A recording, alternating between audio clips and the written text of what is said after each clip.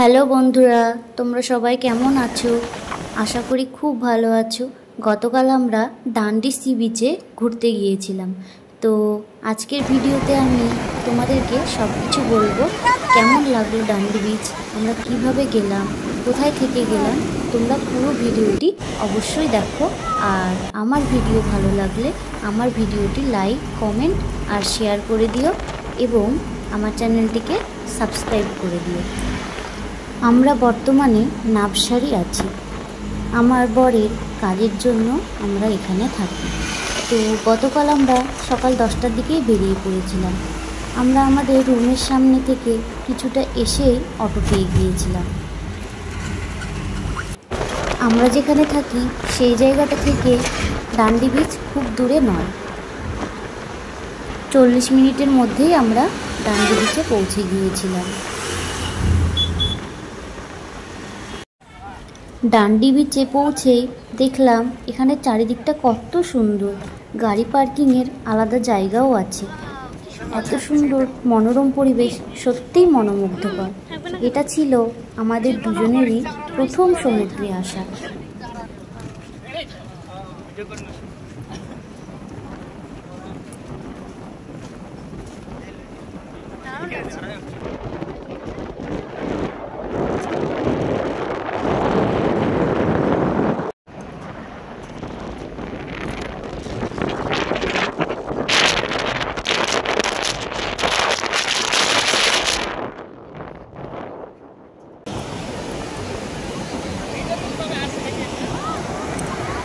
আমরা এবার নিচে নেমে সমুদ্রের আরও কাছে পৌঁছে গিয়েছিলাম।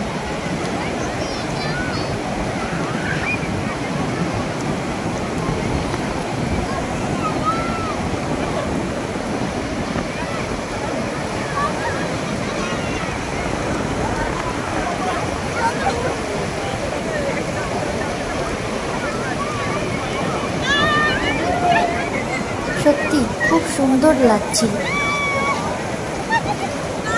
আমি প্রথমে একটু জলে নামতে ভয় করছিলাম, কিন্তু কিছুক্ষণ থাকার পর তারপর আর অত ভয় করেনি।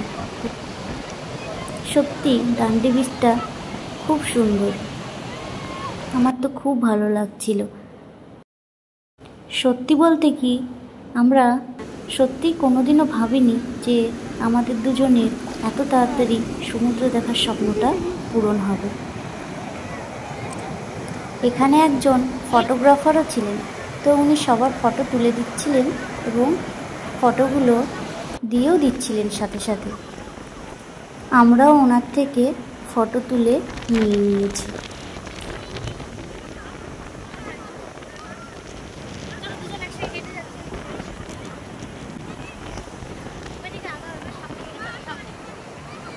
তো আমরা খুব আনন্দ করেছি গতকালকে। আমরা অনেকটা সময়ই এখানে ছিলাম। এখানে লাভ চিহ্ন এঁকে আমাদের দুজনের নামের প্রথম অক্ষরটা লিখে দিয়েছিলাম। বাড়ি ফিরতে একটুও মন চাইছিল না, মনে হচ্ছিল ওখানেই থেকে যাই।